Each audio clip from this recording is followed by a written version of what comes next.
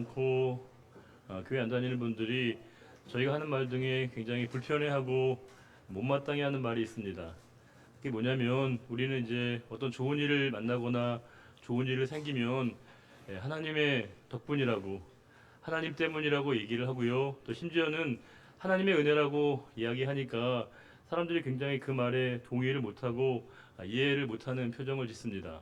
실제로 그렇죠. 우리가 보게 되면 우리의 자녀들이 뭐 좋은 학교에 간다든지 원하는 직장에 들어간다든지 그럴 때 우리가 하나님 때문이라고 하나님 덕분이라고 하나님의 은혜라고 우리가 말을 하게 되기도 하고요.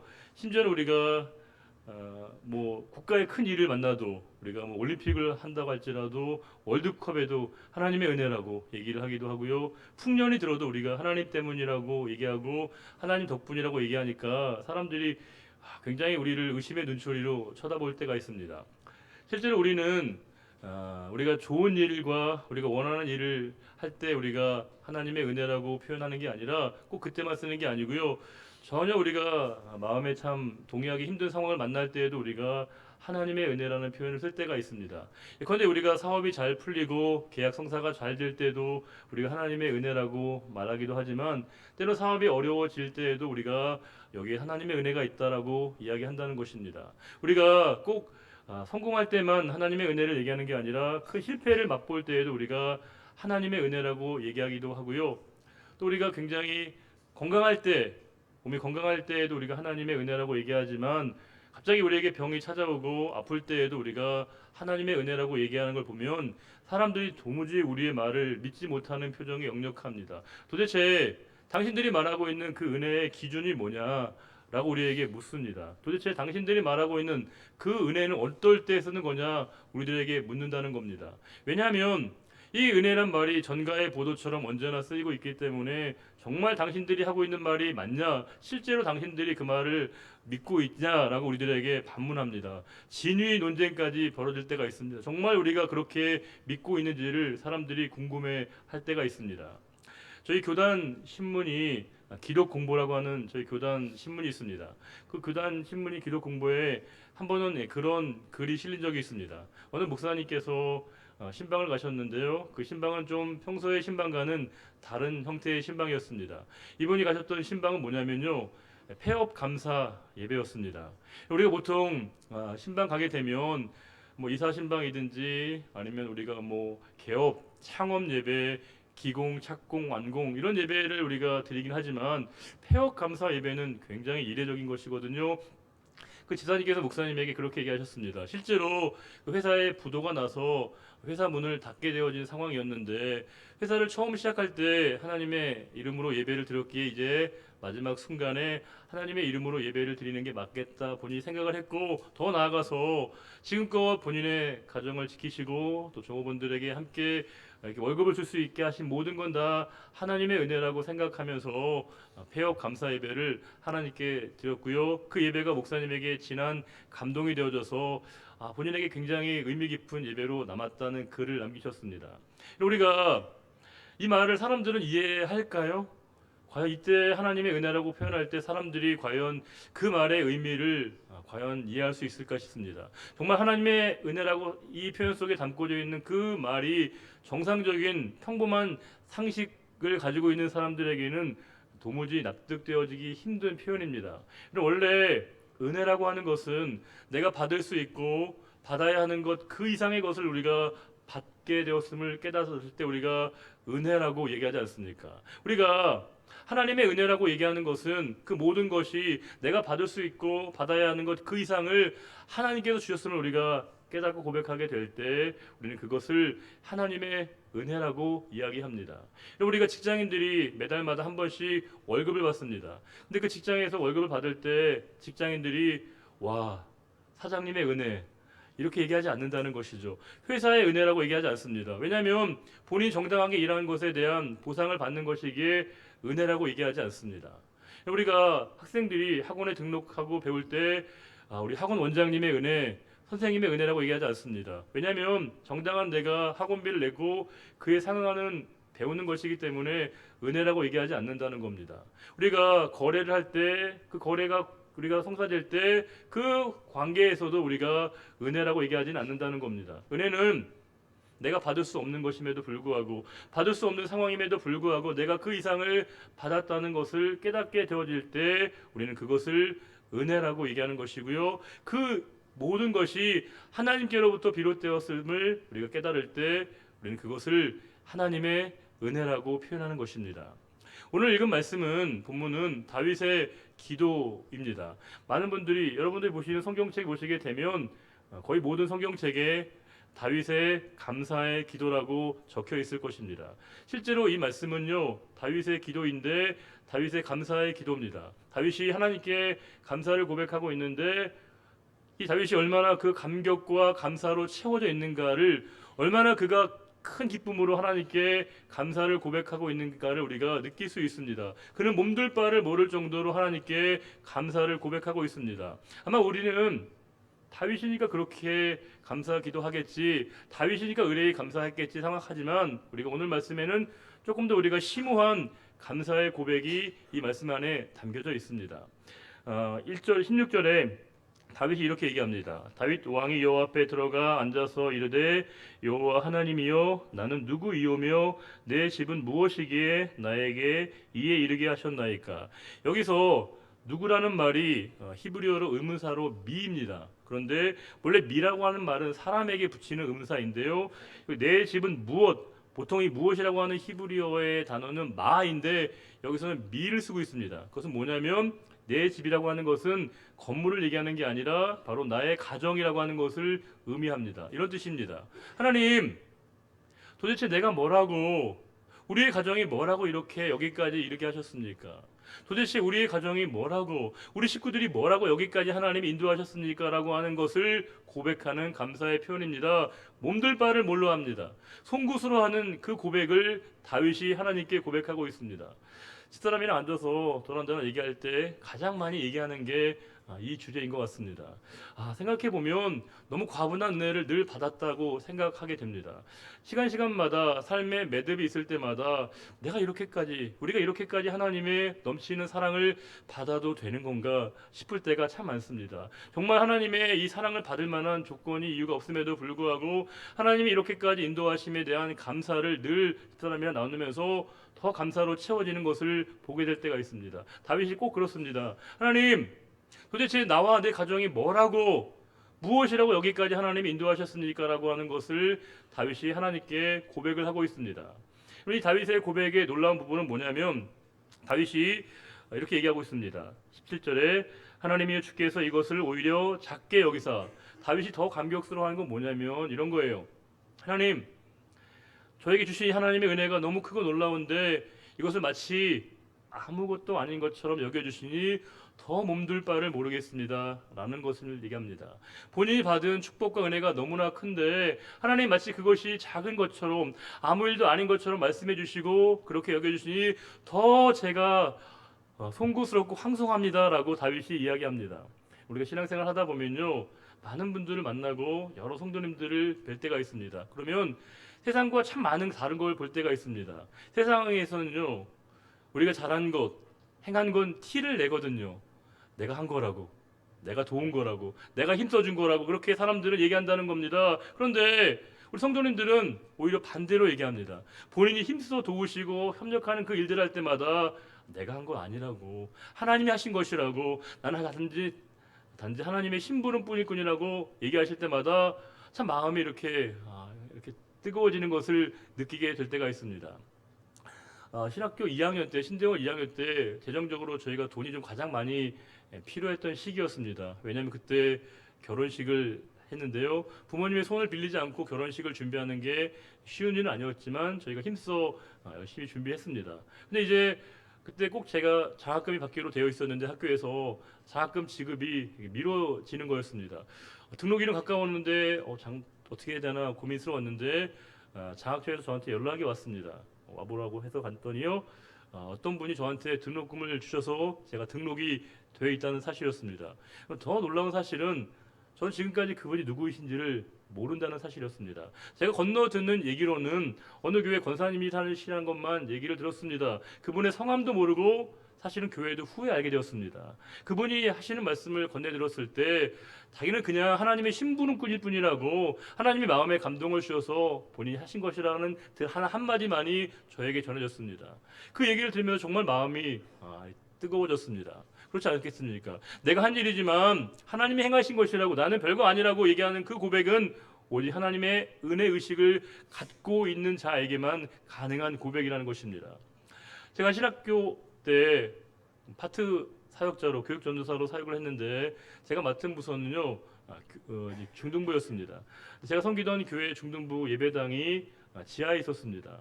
지하에 있다 보니까 늘 습기가 많고 습도가 많고 이제 항상 이제 물기가 많아서 피아노가 잘 음이 안 맞는 것이었습니다. 그래서 저희가 몇 차례 건의를 했습니다. 좀 피아노를 교체해 달라고 하는 부탁을 드렸는데 교회 사정이 어렵다는 말씀만 거듭 들으면서 피아노가 잘 안 바꿔지는 거였습니다. 그 소리가 안 나는 피아노를 계속 쳤는데 그래도 기도를 계속했습니다. 근데 어느 날 가니까 예배당에 피아노가 바뀌어 있는 거였습니다. 너무 감격스러웠거든요. 근데 저 놀라운 사실은 교회에서 해준 건 아니시라는 거예요. 누군지 모르는 어떤 분이 하셨다는 겁니다. 이게 제가 짐작가는 분은 계셨습니다. 그런데 여쭤보니까 한사코 본인은 아니시라는 겁니다. 전도사님, 누군가 하셨겠죠. 누군가 하나님이 시키셔서 하셨겠죠라고 본인들이 다 아니시라는 겁니다. 그때부터 저희가 더 놀라운 마음의 감동을 느끼게 되었습니다. 왜냐하면 누가 한지 모르니까 모든 분에게 다 고마운 마음이 생기더라고요. 저분이 하셨나 보다. 저분이 하셨나 보다. 이런 생각이 드니까 모든 분들에게 다 고마운 마음을 갖게 되었습니다. 지금 다윗은 하나님, 저에게 베푸신 이 놀라운 은혜에 너무 감사합니다라고 하는 것을 고백하면서 그 은혜가 하나님 마치 그것이 아무것도 아닌 것처럼 하나님 가볍게 작게 여겨주시니 너무 감격스럽습니다라고 하는 것을 다윗이 하나님께 고백하는 내용입니다. 더 놀라운 것은 오늘 말씀 시종 1관 다윗은 자기 자신을 종이라고 표현합니다. 하나님, 저는 하나님의 종에 불과합니다라고 다윗이 얘기합니다. 그럼 다윗이 누굽니까? 다윗은 왕이거든요. 절대 군주입니다. 한 나라의 유일한 통수권자입니다. 그런데 다윗이 자기 자신을 지칭함에 있어서 하나님, 저는 종입니다. 종에 불과합니다. 하나님의 종일 뿐입니다라고 다윗이 얘기하고 있습니다. 우리 18절 말씀을 다 같이 한번 읽어보겠습니다.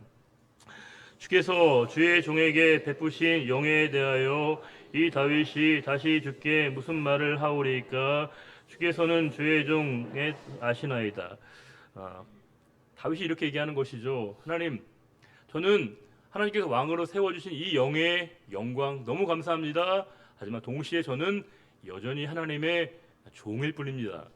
자기 자신의 신분을 두 가지를 동시에 그가 인식하고 있다는 것입니다.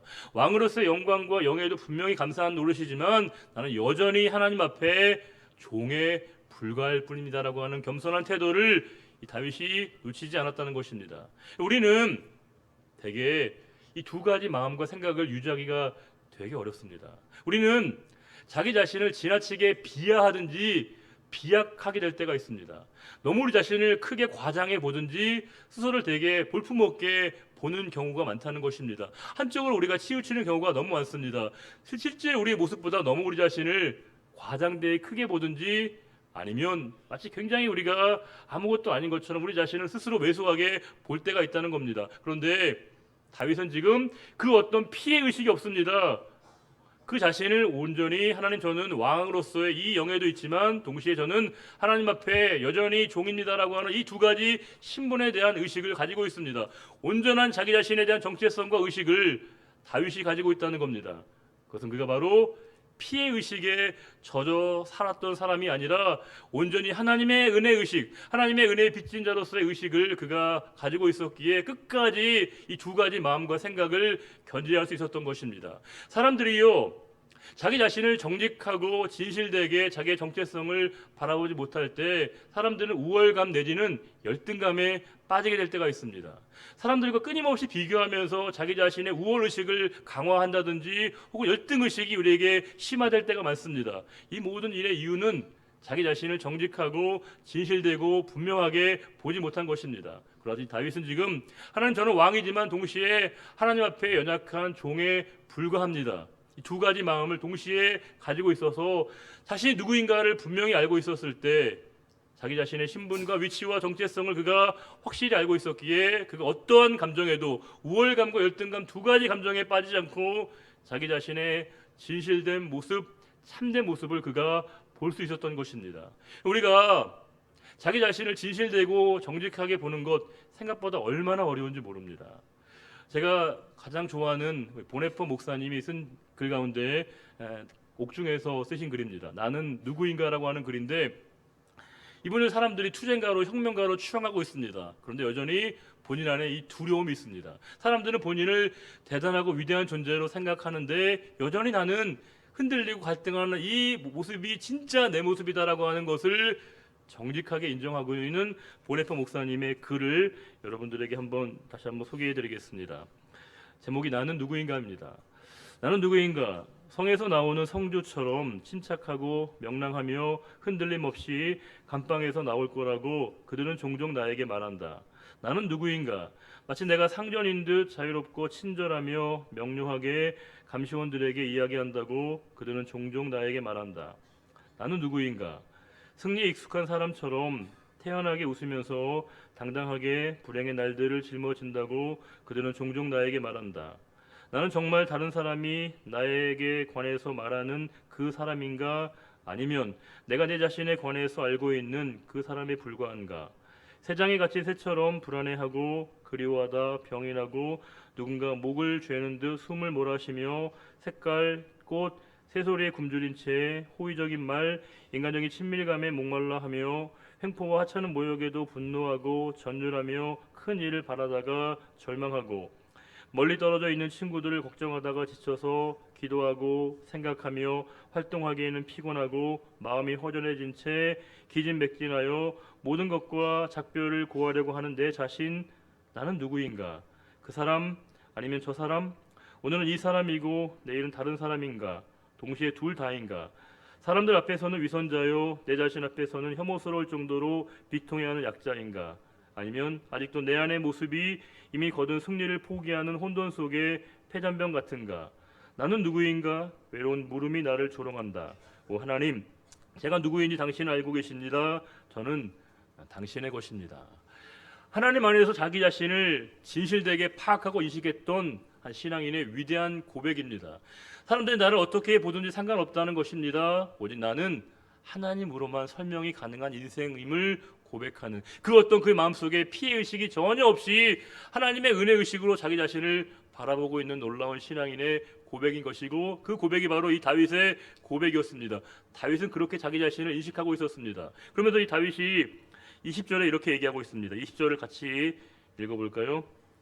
여호와여, 우리 귀로 들은 대로는 주와 같은 이가 없고 주 외에는 하나님이 없나이다. 다윗이 이렇게 얘기합니다. 하나님, 주님 같은 분 없습니다. 당신 같은 분 아무도 없습니다. 오직 저에게는 주님뿐이십니다. 주님 외에는 아무도 없습니다라고 다윗이 얘기합니다. 이 고백 뒤에 우리가 유심히 보아야 될 것은 뭐냐면 다윗이 그 이후에 모든 일의 주어를 하나님으로 표현하고 있다는 것입니다. 우리는 성도의 삶의 목표를 하나님께 영광을 돌리는 것이라고 우리가 이야기합니다. 우리가 어떻게 해야 하나님께 영광을 돌리는 것입니까? 우리가 무슨 일을 해야만이 하나님께 영광이 되는 것입니까? 하나님께 영광이 된다는 것은 뭐냐면 내 삶에서 일어나는 모든 일들의 주체와 주어를 하나님으로 고백하는 것입니다. 이 시간 우리는 우리의 결단과 우리의 의지대로 예배당에 나온 게 아닙니다. 하나님께서 우리를 예배자로 부르셔서 하나님께 예배 드리고 있음을 고백하는 것, 하나님이 영광을 받으시는 겁니다. 내가 섬기고 내가 충성하고 내가 봉사하는 것 내 열심이 아니라는 겁니다. 하나님의 열심이 나로 세우셔서 하나님의 일들을 행하게 하셨음을 고백할 때 그 이름 바로 하나님께 영광이 되는 겁니다. 생각보다 이게 쉽지 않습니다. 살아가면서 점점 어려워집니다. 왜냐하면 사람들은요 소외감과 소외의식을 견뎌내지 못합니다. 나를 뭘로 보고 말이야, 나를 어떻게 보고 말이야, 나를 무시해. 이 감정이 우리에게 찾아오는 순간부터 우리는 이 생각을 떨쳐내기 어렵습니다. 세상은요 자기를 주목하게 만듭니다. 자기에게 사람들의 시선이 머물게 하기를 원합니다. 사람들이 나만 바라보기를 원하는 게 우리의 실제적인 본성이자 우리의 본능입니다. 그런데 우리가 이 마음을 떠나서 하나님에게 시선을 옮긴다는 것은 오직 자기를 부인하고 하나님 안에서 자기 은혜를 경험한 그 은혜 의식을 경험한 자에게 가능한 것입니다. 하나님의 은혜를 철저하게 경험하고 누린 자에게만이 이와 같은 놀라운 고백으로 말미암아 하나님께 모든 영광을 돌리고 내 삶에서 이루어지는 모든 일들 다 하나님이 하신 것임을 인정하고 고백할 수 있는 용기를 우리가 갖게 되는 것입니다. 여러분, 우리가 살아가면서 섭섭하고 서운한 감정이 찾아오는 대부분의 이유는 상대적인 비교 때문에 그렇습니다. 내가 받아야 될 만큼의 인정과 대우를 못 받았다고 우리가 생각하고 판단하게 되면요, 우리가 마음에 참 상처를 입게 되고요, 섭섭한 마음과 서운한 감정을 갖게 된다는 것입니다. 사람들은 자신의 꿈과 비전을 이루는 일들 가운데서는요, 사람들은 필요 이상의 보상과 대우를 원하지 않는다는 겁니다. 그런데 내가 원하지 않는 일을 하고 있을 때, 내가 하고 싶지 않은 일을 할 때는요, 그 보상이 대우가 주어지지 않으면 우리가 무너진다고 얘기합니다. 우리가 마음이 어려워지는 대부분의 이유는 상대적인 비교 대상 때문에, 그 비교 대상이 우리에게 찾아올 때 비교로 말미암아 우리가 마음에 상처를 입게 되고요, 피해 의식이 우리를 사로잡을 때 우리에게 기쁨과 감사는 사라지게 되는 것입니다. 마태복음 20장에 포도원 품꾼의 비유가 있습니다. 포도원 주인이 본인의 포도원을 경작하기 위해서 일꾼들을 불러 모읍니다. 아침 9시부터 이해할 수 없지만 그런 시간별로 나가서 마지막에는 딱 1시간만 일하는 오후 5시에도 품꾼을 불러 모으게 됩니다. 한 데나리온을 주기로 약속했습니다. 아마 9시에 불림받은 그 품꾼은 기분 좋게 콧노래를 부르면서 열심히 일했을 겁니다. 내가 일을 끝내면 품삯을 받겠지라고 하는 기대감으로 열심히 일했을 겁니다. 기뻤을 겁니다. 그런데 주인이 품삯을 나눠주는데 가장 늦게 온 사람부터 품삯을 줍니다. 그가 한 데나리온 받는데 자신에게도 한 데나리온이 주어지게 되었습니다. 그때부터 그에게는요, 기쁨과 감사가 없습니다. 왜요?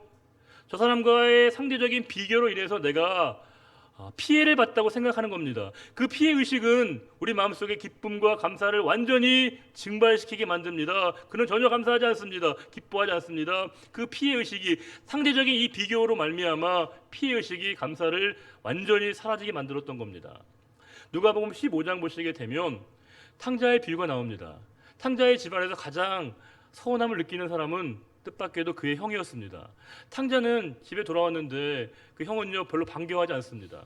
아마 탕자가 오기 전까지 그의 형은 아버지에게 인정받으면서 지방의 이제 유일한 상속자로서 마음껏 자신에게 주어진 이 기쁨을 누리고 있었을 겁니다.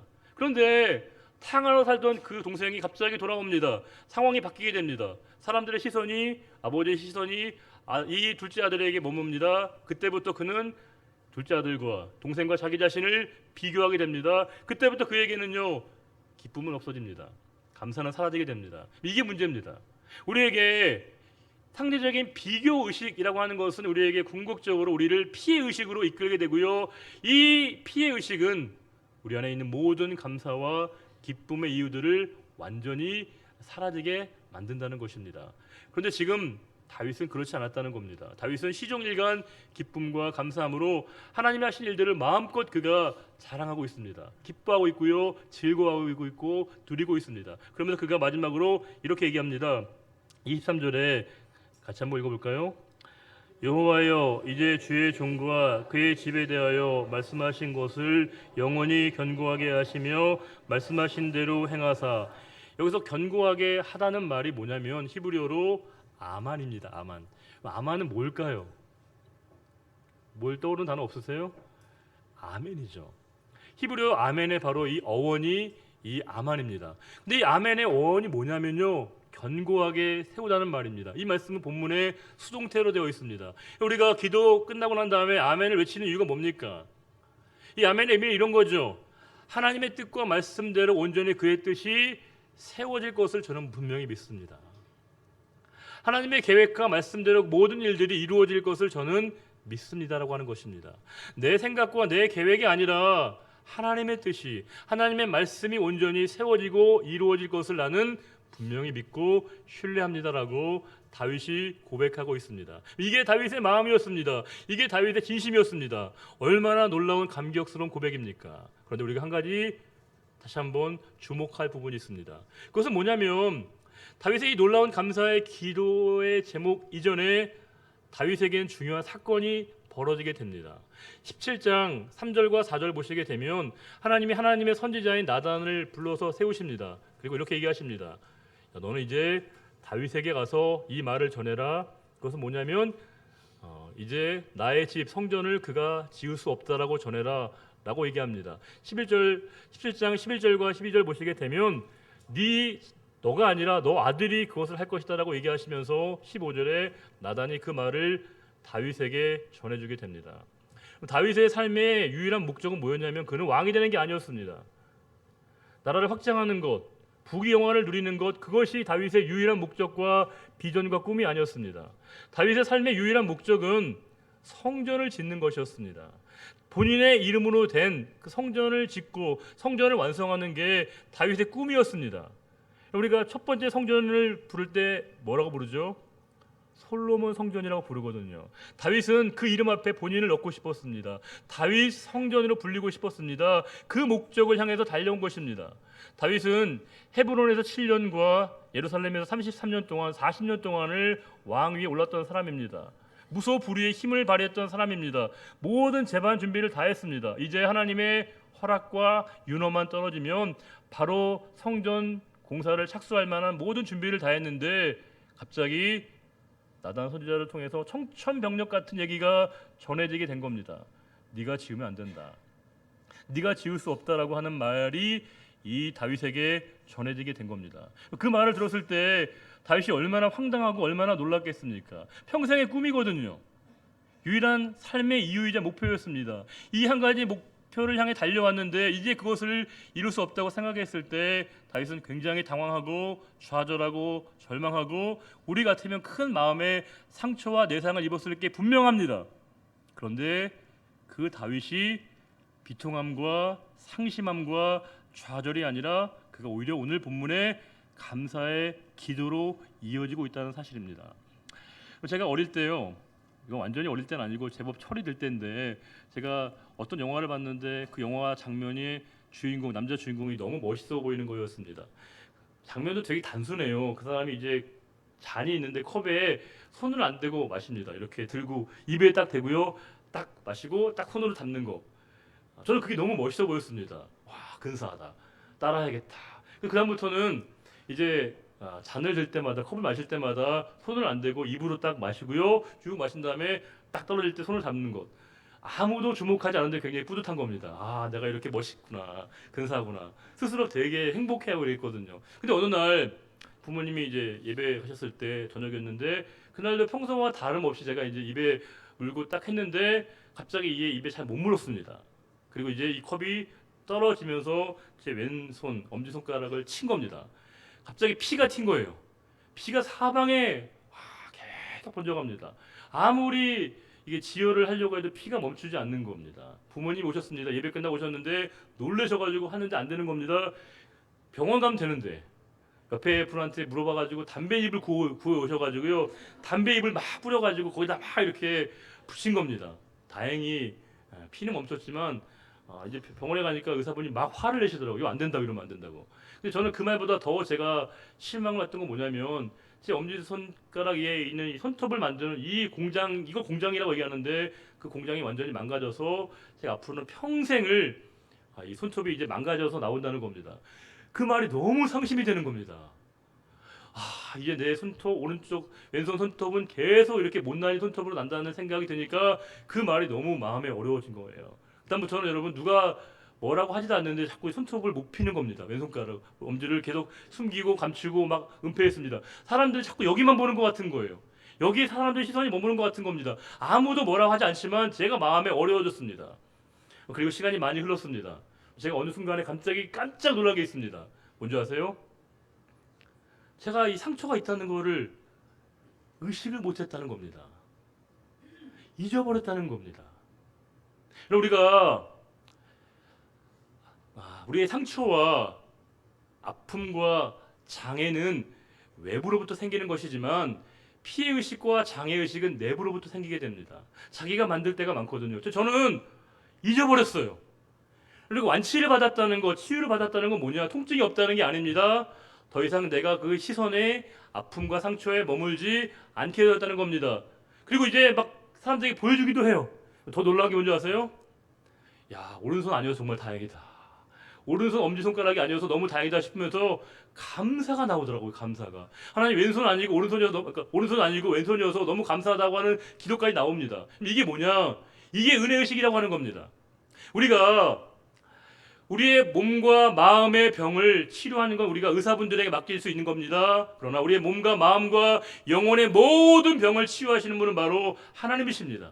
그분의 치유하심이 있을 때, 그분의 온전케 하심을 우리가 경험하게 될 때, 우리가 더 이상 내 상처로부터 내 눈을 두고 있지 않고요, 우리 그 상처를 멀리 볼 수 있는 것이고, 우리 그 상처 아픔마저도 감사의 제목으로 고백할 수 있는 그 은혜, 이건 피해의식이 아니라 은혜의식을 경험한 자에게 가능한 하나님이 주시는 놀라운 축복이라고 하는 겁니다. 세상에는요, 크게 보면 두 가지 사람이 있습니다. 피해의식으로 살아가는 사람과 이렇게 은혜의식으로 살아가는 사람이 있습니다. 피해의식으로 살아가는 분과 대화하는 건 되게 힘들어요. 피곤합니다. 왜냐하면 뭔가 잘못을 좀 지적하면 상처를 받고 절망을 하고요, 칭찬을 하면 오해를 합니다. 오늘 머리 스타일 정말 잘 어울리신다고, 잘 나왔다고, 옷 되게 아주 잘 입으셨다고 얘기하면요, 왜요? 비싸 보여요? 비싼 것 같아요? 이렇게 반문하셔요. 그리고 일이 잘 된 것 같다고, 일 정말 잘 돼서 축하한다고 얘기하면요, 왜요? 안 될 줄 알았어요? 이렇게 반문하실 때가 있다는 거죠. 참 어렵습니다, 여러분. 똑같은 말을 들어도요, 그 말을 건강하게 받아들이지 못할 때 마음이 참 어려집니다. 다윗이 좌절과 절망에 빠지지 않았던 그 이유는 그가 자존심이 없거나 배알도 없는 사람이어서가 아닙니다. 그의 삶을 지배하고 있었던 하나님에 대한 온전한 의식, 나를 나로 삼아주셨던 그 하나님의 놀라운 은혜를 그가 늘 경험하고 있었기에 가장 중요했던 삶의 의욕과 목표마저도 사라진 그 시점에서도 또 다른 감사를 생각하고 감사를 고백할 수 있는 것, 오직 하나님의 은혜를 경험하고 은혜의식에 젖어 있는 사람에게 주시는 하나님의 놀라운 축복이자 또 다른 은혜라는 사실입니다. 우리 오늘 말씀 26절과 27절을 한 번만 더 읽으면서 오늘 본문 설교를 마치겠습니다.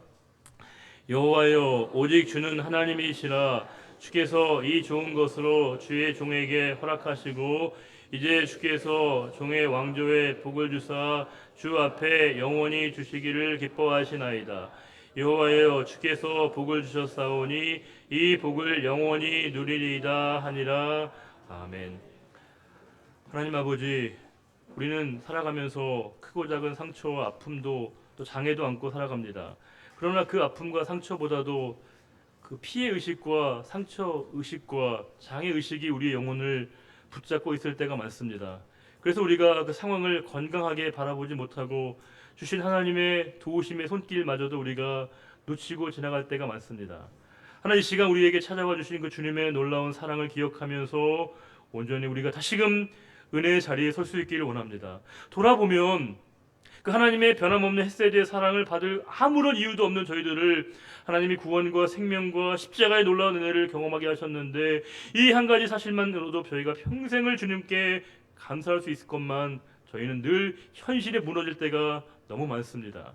하나님, 저희들 연약함 아시는 줄 믿사오니 성령의 저희들과 늘 함께 하시고 그 은혜를 묵상하며 은혜를 깊이 깨닫고 은혜 안에 진정한 감사, 차원이 다른 이 다윗의 기쁨의 감사를 고백할 수 있는 우리들 모두가 되게 하시고, 또 우리 가운데 깊은 상처와 그 누구에게도 말할 수 없는 아픔 가운데 있는 분들이 이 시간 우리 영혼을 어루만져 주시고 우리 영혼의 깊은 내상을 끝까지 치유하시고 온전케 치유하시는 하나님의 손길을 경험하는 이 시간 되기를 원합니다. 그 누구도 우리 아픔과 상처를 치유할 수 없지만 주님만이 아시고 주님만이 함께 하실 때 이 모든 아픔과 상처가 온전히 나음을 입을 수 있고 이 예배가 그와 같은 치유와 회복의 자리가 되는 줄 믿사오니 주여, 저희들을 긍휼히 여겨주시고 하나님의 그 놀라운 사랑으로 저희들을 품어 주옵소서.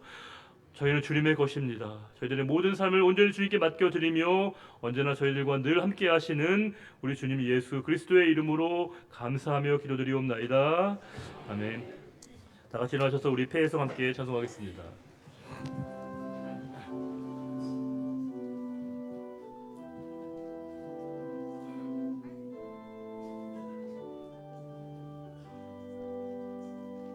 주 하나님 그 선하심 찬양해 놀라운 주 행적 찬양해. 주님의 사랑이 가득 넘친 교회, 주 사랑 이제 전파하려네. 우리에게 주어진 소명대로 우리 사랑 권리 정하자. 주 비춰주시는 그 빛을 따라서 어디든지 주와 가리라. 주와 함께 가리라. 악을 골짝도 주의 복음 들고 가리라. 주와 함께 가리라. 주님 주신 믿음으로 어디든 가리라. 주의 약속 믿으며 순종하며 가리라. 주와 함께 가리라. 주의 값진 피로 사신 교회, 주의 성령 가득 넘치네. 주 찬양 소리가 울려 퍼지는 곳, 주의 영광 울려 퍼지네. 지금 주신 주의 소명대로 순종하며 따라가리라. 주의 성령 우리를 늘 동행하시네. 어디든지 동행하시네. 주와 함께 가리라.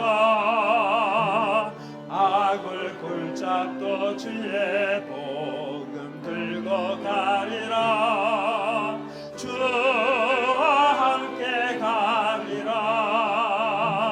주님 주신 믿음으로 어디든 가리라. 주의 약속 믿으며 순종하며 가리라.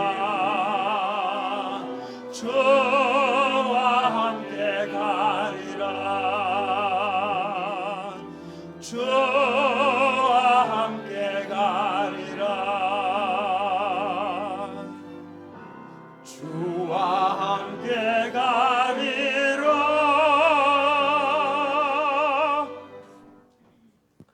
여호와는 내게 복을 주시고 너를 지키시기를 원하며, 여호와는 그의 얼굴을 내게 비추사 은혜 베푸시기를 원하며, 여호와는 그 얼굴을 내게로 향하여 드사 평강 주시기를 원하노라.